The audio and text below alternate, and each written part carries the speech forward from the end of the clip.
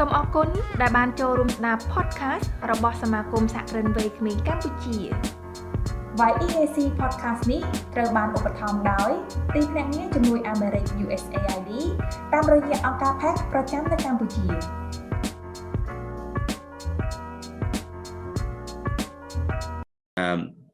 Then we thank all the business associations in Cambodia, International Business Chambers, Cambodia Chambers of Commerce, Young Entrepreneur Association, and various other business associations in Cambodia who have been working collaboratively over the past 2 years.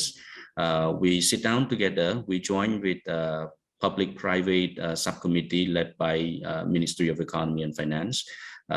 We got our voice heard, we contributed to the policy of the government, and we also recommend to the policymakers and the business as well. As a result, so far Cambodian private sectors have remained very optimistic, and I think that some of them are quite resilient. I'm sure that they will bounce back faster, and I totally agree with the observation of esteemed speakers of the successful vaccination programs of the royal government of Cambodia.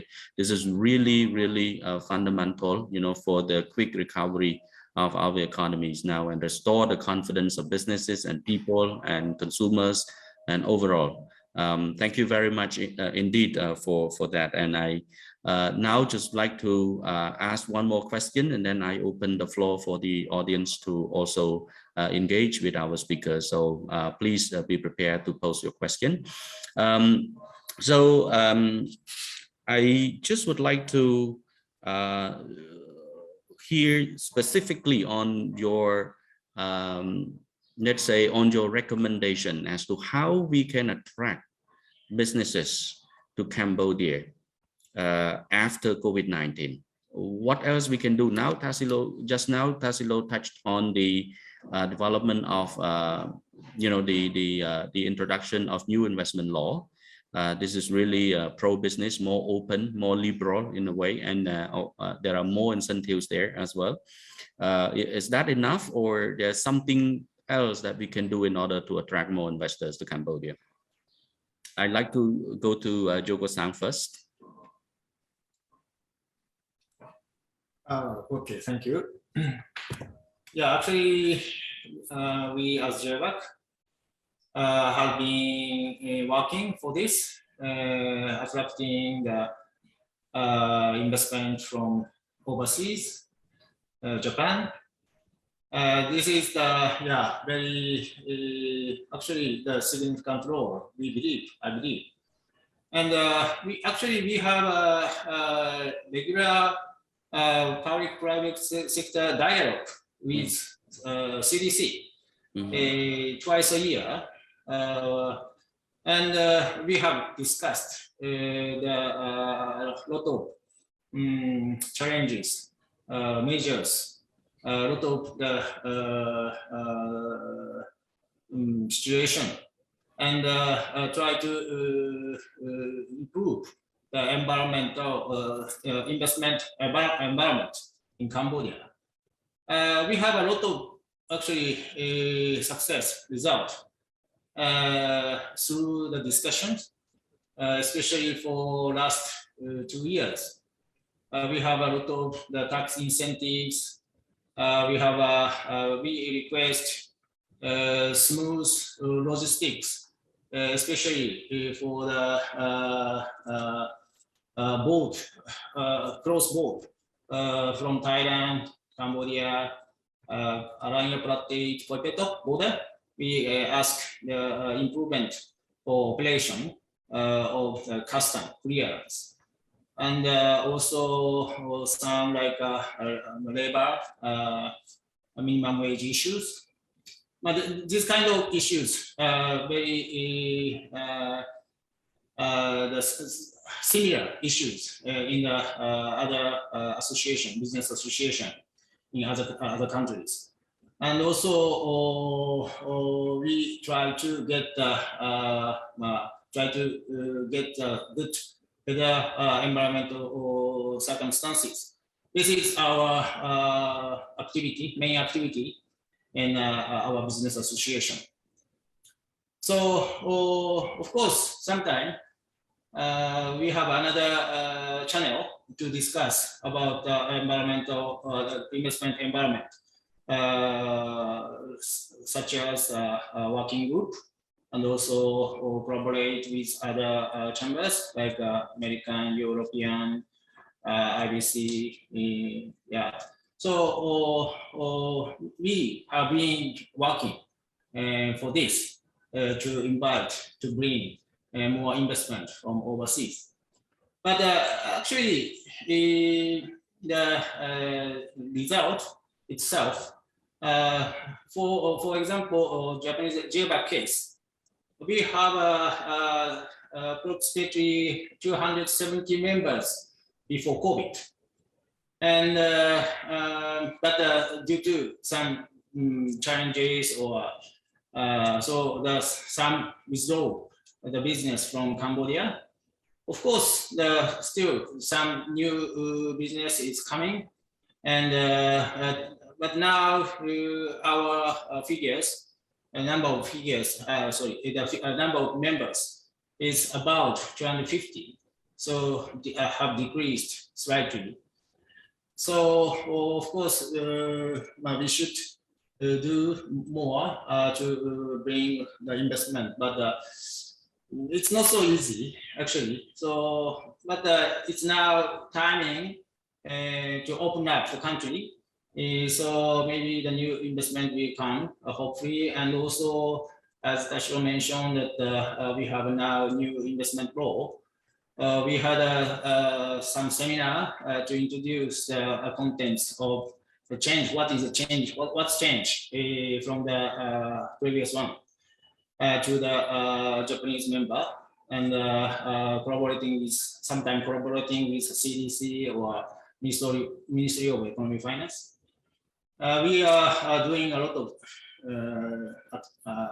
of things, but still underway to develop more. This is so. I don't think it's an answer to your question, but it's not easy. But we hope, yeah, it's a good timing to invite the new investment. So this is my comment. Thank you. Okay, thank you, Jogo-san. How about Tassilo? Yeah, I think some reforms have been done, but for a government and an economy, reforms never stop, right?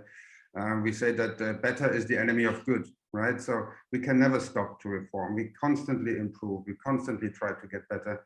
And as a chamber, it's our job to support the government in these efforts and the business community, to work with the other stakeholders and partners to constantly improve. Once one investment law is done, that doesn't mean we can sit down and relax. There's so many other challenges, right? So we constantly need to work on new projects, new legislation, making a reduction of red tape for business, for example, is an ongoing issue. But also here in Cambodia, we think that ASEAN connectivity is a huge topic, especially for a country such as Cambodia, which is perfectly positioned between a booming economy such as Vietnam and a strong economy such as Thailand. So if these borders and the customs, as Yogo-san has said, can be in all the processes and procedures can be facilitated further, that will increase the flow of goods, of work, of services, that will benefit Cambodia a lot. Yeah? So that would be a huge step forward. Skills development and training is a huge topic for Cambodia. We need to continue to train to get better and better and improve the capabilities of the workforce and everybody who's working here. So this is definitely a key topic. We are here at Eurochan to work on all of these issues. We work with the associations, with the partner organizations. We work with the royal government. We're in constant exchange. We have just delivered 50 recommendations to the government on how to get out of the COVID situation and restart everything in the coming year. So we produce a white book with recommendations for the government. We do many trainings. We have more than 20, 30 trainings per year. So we are a key part of this, and we look forward to continuing to work on it. But I think the key takeaway is we can never stop to improve. Yeah. All right. Thank you, Tassilo. Over to Anthony. Same question. Thank you. Good coverage by the other two speakers. So hopefully I have other areas that aren't. And the key really to foreign investment is having an open economy. The investment law was critical in this. It hasn't. It progresses every year and gets better every time it's changed. But there is certainly room for improvement. Infrastructure is very important. Also, tax incentives and investment incentives as well. So if we look at infrastructure, one of the drawbacks of Cambodia has been electricity supply and road infrastructure and ports. I have to give a lot of credit to the Ministry of Transport and Public Works over the last 3 or 4 years. It's been an amazing transformation how the infrastructure has improved. And the plans to even improve it more with the deep sea port in Sihanoukville coming, and the road, the extensivity of roads throughout Cambodia that will really improve the infrastructure. That is going to really help for the future of Cambodia over the next 3 to 4 years. I think it's going to be a big plus for investing in the region. Electricity is really dramatically improved from those of us that are here a long time. It wasn't common to have brownouts, blackouts 5 years ago, and it was pretty well known we had a shortage of electricity. The country has dealt with that, definitely dealt with that very positively. But there's still some work to do if you want to be matching with Thailand and Indonesia, these countries which have huge manufacturing zones, Thailand on the south coast, the electricity supply and the infrastructure will still need to be improved. Incentives on, I believe, on the investment law can also be improved. There is, on the face of it, cosmetically, it looks very good, but there is still some restrictions. For instance, the amount of rework that has to be done here in the country to get the tax incentives is still an obstruction for a lot of firms that want to set up importing materials, reworking those materials and exporting them. The amount that may be required for some of these firms is discouraging, and it's not competitive actually with local suppliers then on cost. So those things need to be addressed as well. We should probably, I know the CDC is doing a really good job, but maybe setting up an agency, a promotional investment agency within the country and having offices overseas for encouraging foreign investment would probably be a good idea. A lot of managers that work for foreign firms that then set up their own local firms are actually encouraging them to be suppliers to these foreign firms, and re-educating and setting them up financially may be a big help as well. So those are just the thoughts.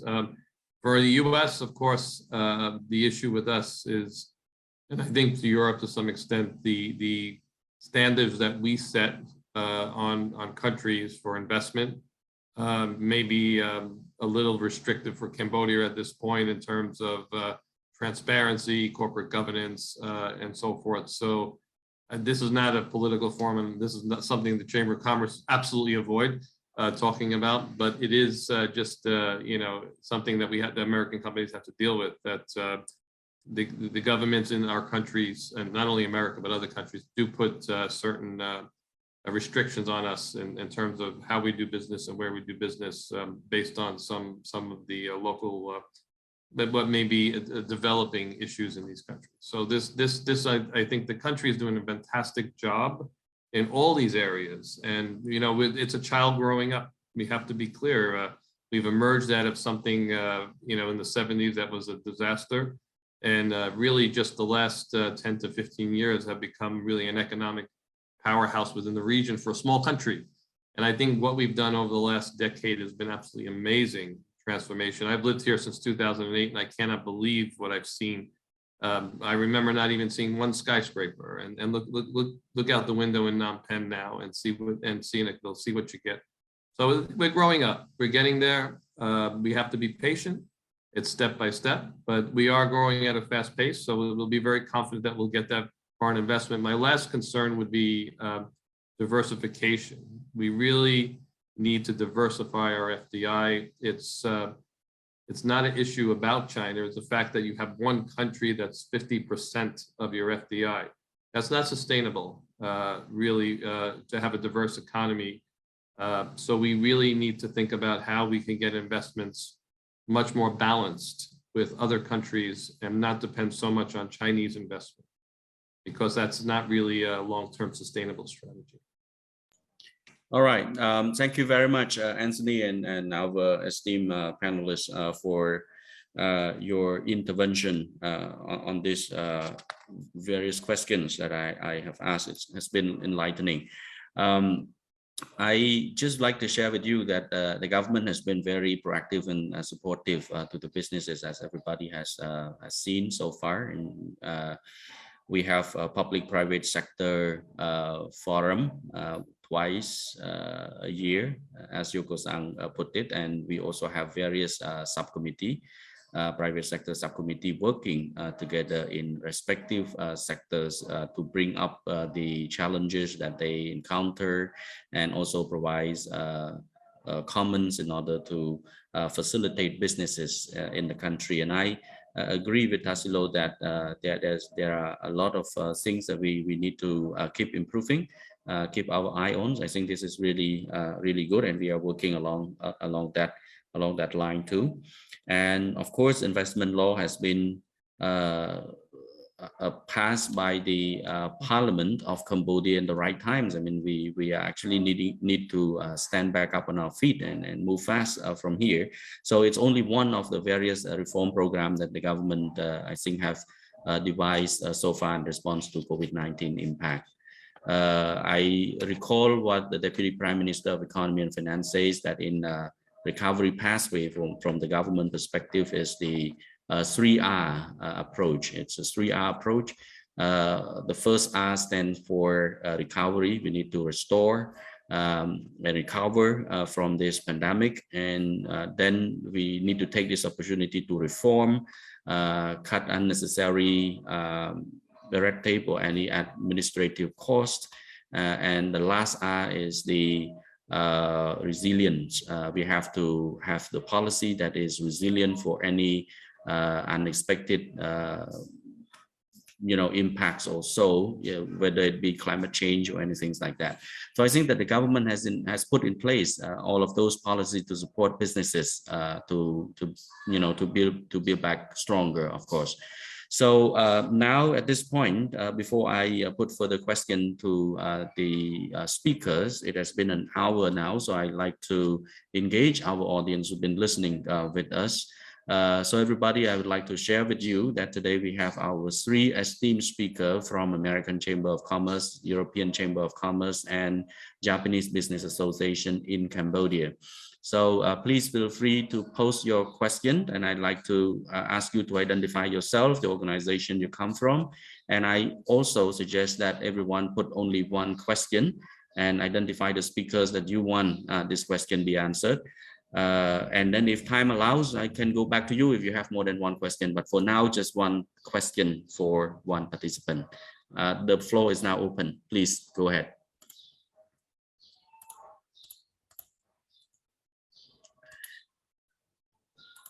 In the reaction button, yes.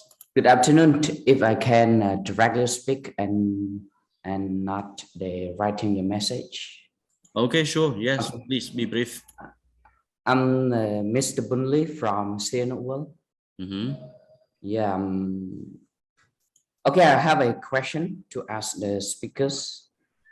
My question is, what do you think about the new disease, Omicron as it's called? And is that going to affect the businesses in Cambodia as the same as the last pandemic? So yes, that is only my question. Thank you. Thank you. Maybe since you do not identify any speaker, so any speaker can pick this up. That's right. That's right. Yes, Tassilo. Yeah, I think it's a bit early to say that. You know, the latest research and scientific data is not yet in on Omicron, but so far everything indicates that the existing vaccinations plus a booster shot will continue to protect everyone.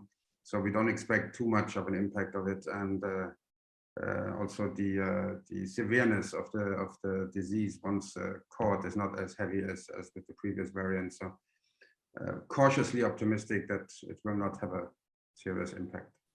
But I'm not an expert, so but that's just from what we know from our network. Okay. Yes, Anthony. So it's not Dr. Cecilio. Not yet. I think there's been a shift of reaction of when these things crop up. I mean, we had to deal with Delta, and Delta was, I think, the first major variant where the world had to deal with after sort of getting what we thought was getting through most of the COVID the period. And we reacted pretty strongly when Delta came. I think Cambodia did for sure. But in the end, it was a variant and it wasn't really detrimental. The biggest problem we had was the February incident. The February incident was because we didn't follow what the government asked us to follow. This incident with those persons involved were because the spread was due to that. It was just not following government regulation, government protocols. And that was really the most damaging thing that happened in Cambodia from when COVID first arrived. The Delta variant hasn't really been that strong. I think the world is basically saying at this point, we've vaccinated, at least those countries that had the vaccination available. We've vaccinated a large part of the population that wanted to be vaccinated. There's a small portion of the populations, some 30%, even some higher, that don't want to be vaccinated. And what we're seeing globally is in those countries that have high vaccination rate, it is those that are not vaccinated that are really suffering. And those are the casualties. I believe the world is not closing down every time a variant appears.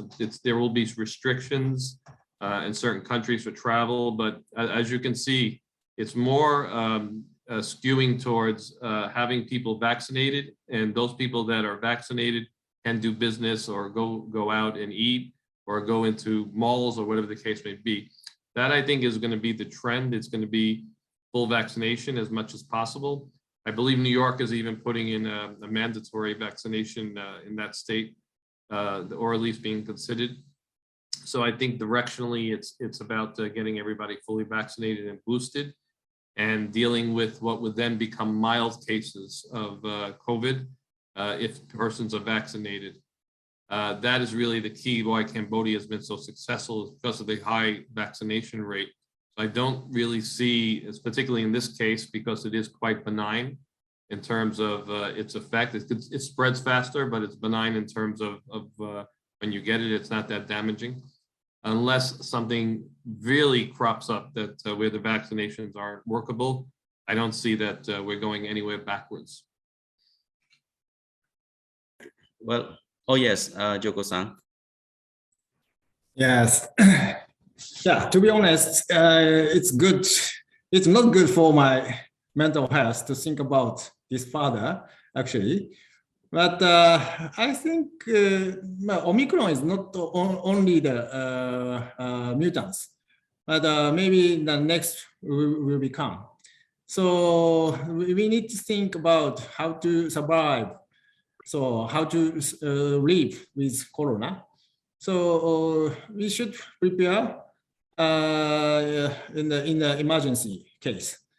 So for example, during the lockdown, I thought it was quite risky to stop the logistics. At the time, the logistics stopped, and it's not easy to get even the necessities, living essentials products. So we think we need to prepare some food or the daily necessities on a daily basis. That is one, how can I say, one solution.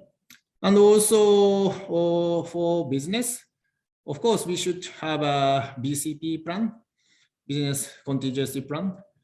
And we should have the list with emergency contact and other things. And of course, and also the like a payment. Actually, in my office, I removed completely the checks and shift to the payment by online. So this kind of thing we should prepare in the next timing, for the future. This is my comment on this. Thank you very much. We dwell on this a little bit because it's like it's some things that you know, keep haunting everybody from the past experience, right? But anyway, I agree with Tassilo that it's too early to say anything about it as of now, and we should not be over worried about it. But there are legitimate reasons why we should not be over worried of this, because first of all, our population has been fully vaccinated. Secondly, our government has actually had enough experience over the past 2 years in handling this health crisis. So we trust in our government capabilities in counter this issue in any situation. So it was not like 2 years ago when everybody was shocked when this hit Cambodia, because we were unprepared. Our health facility was not there and our vaccine was not available. But now that we have all of this in place, I ask all the businesses not to be over worried of that, because we have a lot of things in place already. So we have all the legitimate reason not to be over worried of it. I think that everybody should be confident in our health capability now. Okay, I'd like to invite other questions from the audience. Put your hand up in the reaction. Do you have any question?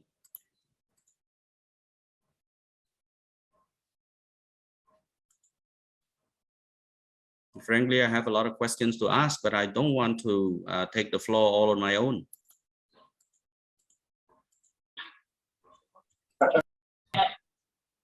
Hello, can you hear me? Yes. Hi, Harrison White from Cambodia Investment Review. Okay. I was wondering, as you've got the international business community there, I was wondering how can the local community better promote local investment opportunities in Cambodia to an international audience? What are some of the key takeaways that we can better promote post-pandemic Cambodia to the region and more broadly to the world? Mm-hmm. Thank you very much. Maybe Anthony, that question for you. Thank you, Harrison. Thank you for the thank you for the question. And maybe I'm going to overcomplicate this a bit, but I think one of the reasons we don't see as much local investment overseas into local firms is because of the underdevelopment of the capital markets. For me, we only have, I believe, 6 stocks listed that are actually trading it. And in terms of looking at access to capital quickly, in terms of investing in the country, it would be easier than investing in publicly traded companies, I think, than privately traded companies, even if they're SME sector or small cap companies. I think our capital markets, which has been a blessing that we didn't have capital markets during the financial crisis, but it's not a blessing when you're really looking at investors that weren't looking at transparent information where they could see audited financials and be able to look at a company that's publicly trading and judge it on its fundamentals. So I think for me, it's not the magic bullet, but one of the things I believe is that it would be better for investment in the country if we developed our capital markets more.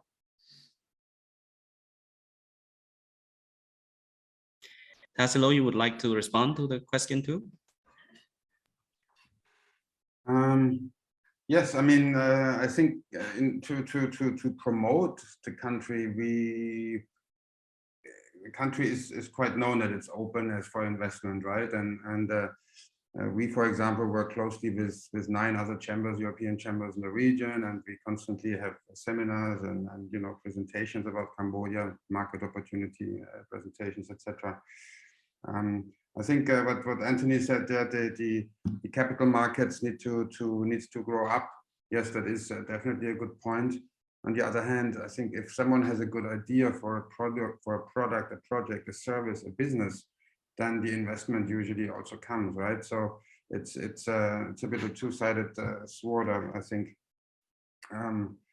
Cambodia is open for business, we know that, and we also know that we still have problems to attract investors from Europe directly here, from America directly here, not so much from Japan, I guess, but so then we have these problems, and these problems have usually to do with skills.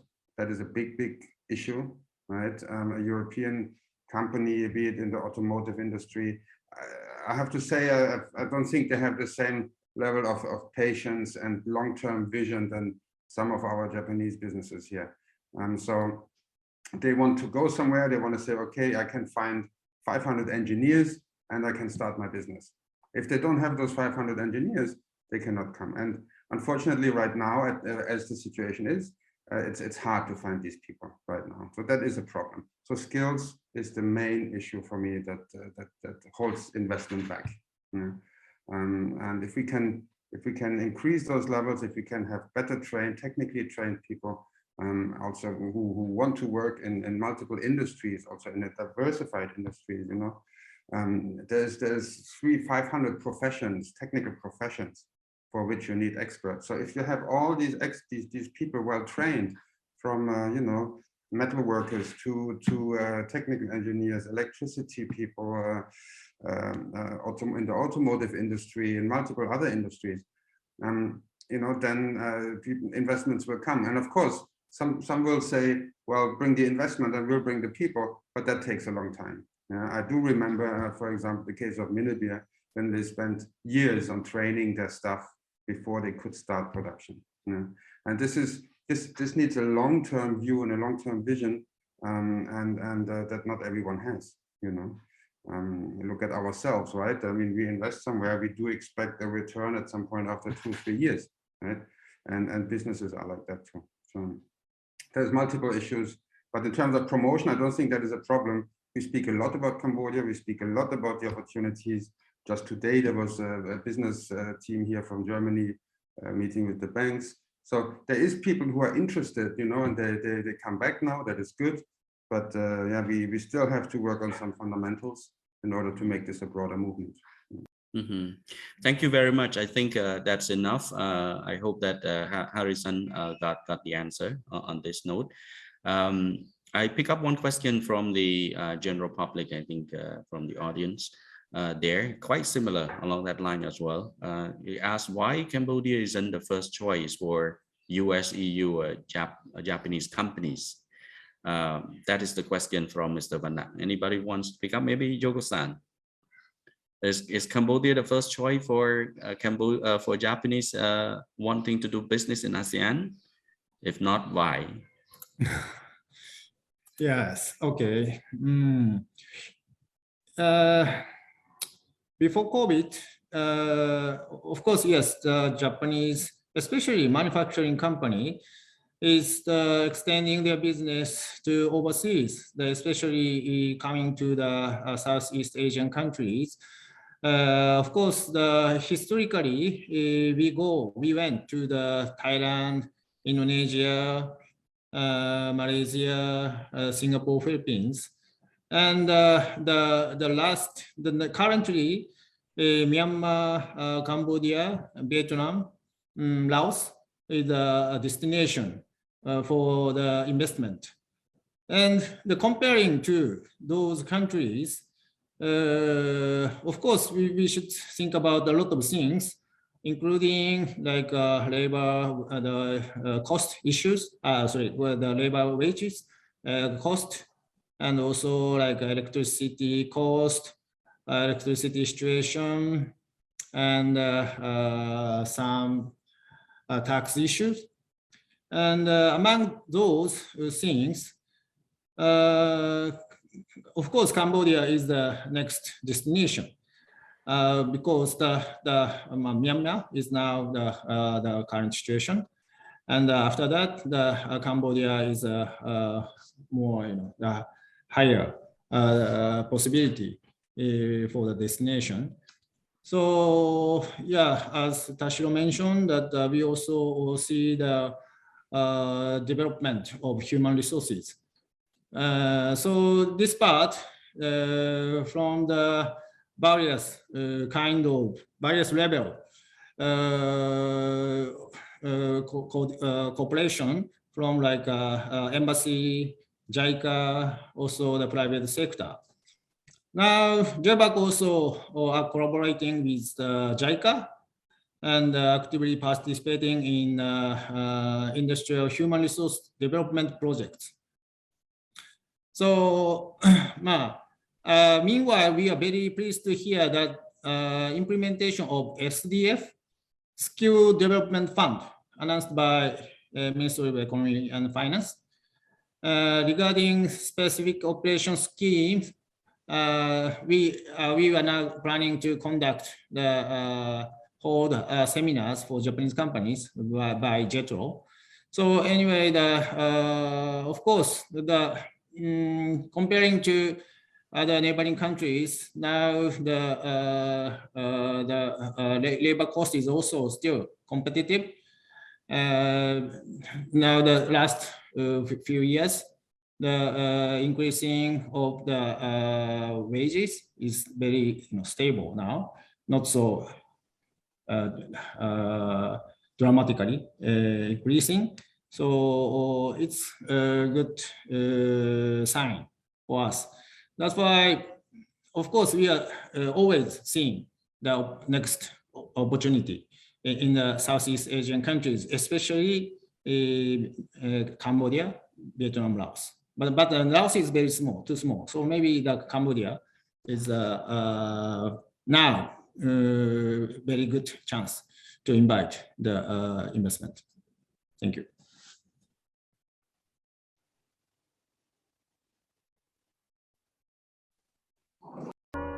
សូមអរគុណដែលបានចូលរួមស្ដាប់ podcast របស់សមាគមសហគ្រិនវ័យក្មេងកម្ពុជា YEAC podcast នេះត្រូវបានឧបត្ថម្ភដោយទីភ្នាក់ងារជំនួយអាមេរិក USAID តាមរយៈអង្គការ PAC ប្រចាំនៅកម្ពុជា